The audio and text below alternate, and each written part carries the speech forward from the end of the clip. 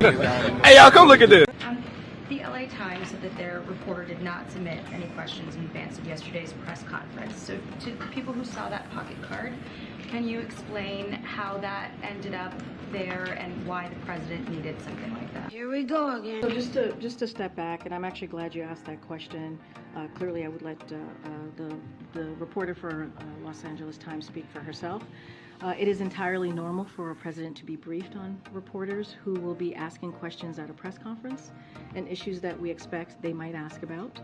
It is not surprising that yesterday we would anticipate questions that he did receive, right, on the visit with the South Korean president, as the South Korean president was standing to his right, or about 2024. That was completely expected, or about the debt ceiling, which he took questions at the end, shouted questions at the end, and of course we would note those issues to him. Those issues to him will likely come up.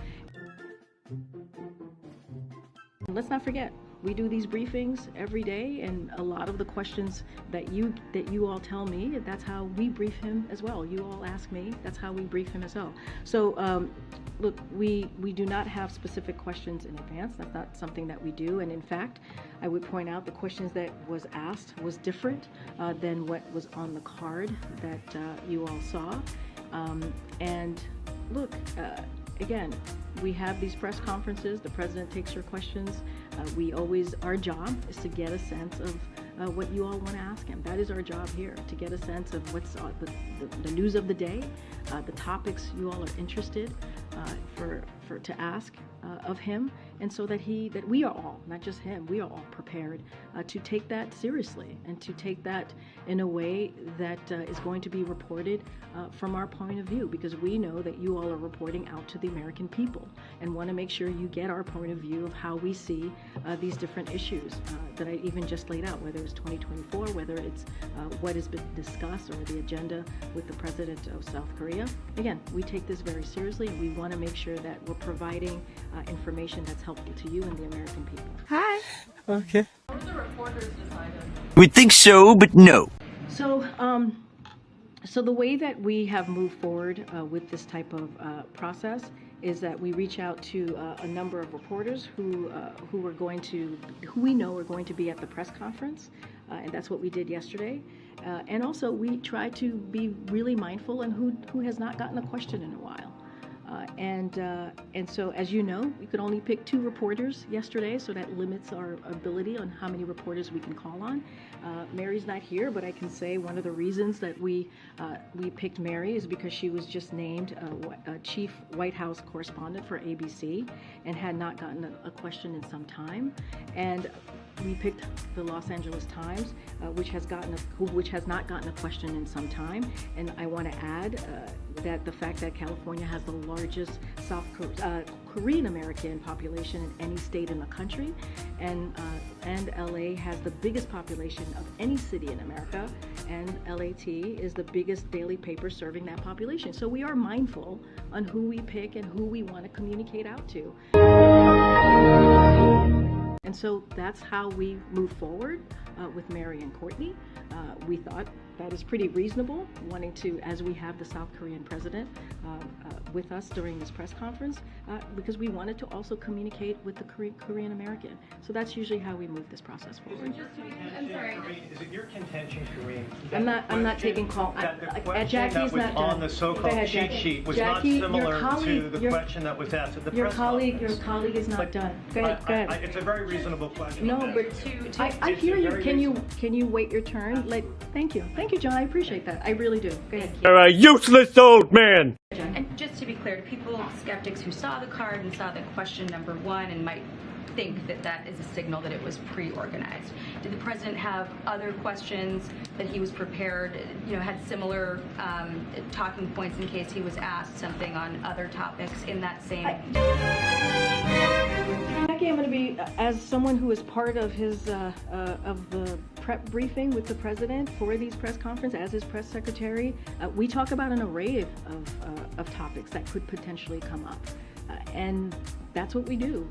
Just at the end, there was shouted questions, and he took those shouted questions. But we also had a sense that, hey, you know, you might get something on a debt ceiling, which makes a lot of sense, which is one of the news of the day. So we cover an array of topics. It's not just the two Americans who ask questions. It was also the two South Korean reporters who asked questions. So we do our best to make sure that the president is ready to communicate with all of you and the American people. Nobody cares.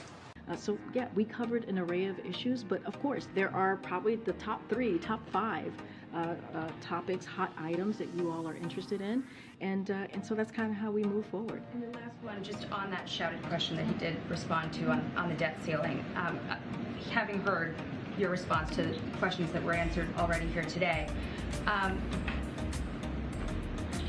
you've had now Democrats saying that Republicans have, you know, come to the table, might not like what they came to the table with, but it's time for the dialogue. You know, how long can this posture from the president last before it feels like intellectually dishonest to say, you know, they're holding the economy hostage and not raising the debt ceiling when they did pass a bill to raise the debt ceiling, and the argument's really about the budget cuts, the spending cuts, and not about whether or not the debt ceiling gets raised. Interesting. So I have to say, Jackie, I disagree with the intellectually dishonest. That is certainly not how we see ourselves here, because we've been very, very clear that they need to deal with the debt ceiling. They need to not default. It is a constitutional duty. And it's, again, this is not to us. This is to the American people. Wow. If you think... Without conditions, like unless it's a clean bill, they won't touch. I've been very clear. Without conditions, we will not negotiate. There's nothing new there. What you're seeing that the House Republicans have done is they said that unless the president, and I've said this before, this is nothing new that I'm about to say, unless the president and the Senate agree to an extreme MAGA wish list, slashing education, veterans health care, Meals on Wheels, taking away health care from millions of Americans, and sending manufacturing jobs overseas, they're going to default and crash the economy. We've said this over and over and over again and been very clear. The president does not agree with this bill. He believes, and we believe, and the American people deserve this, that they need to do their constitutional duty. They need to do this so that they are not holding, they are not holding the economy, our American economy hostage. We cannot be a deadbeat nation. We cannot be. Hey, that's pretty good. It's a clean debt bill. We've been very clear about this. We've been very, very clear. I appreciate the question. Okay.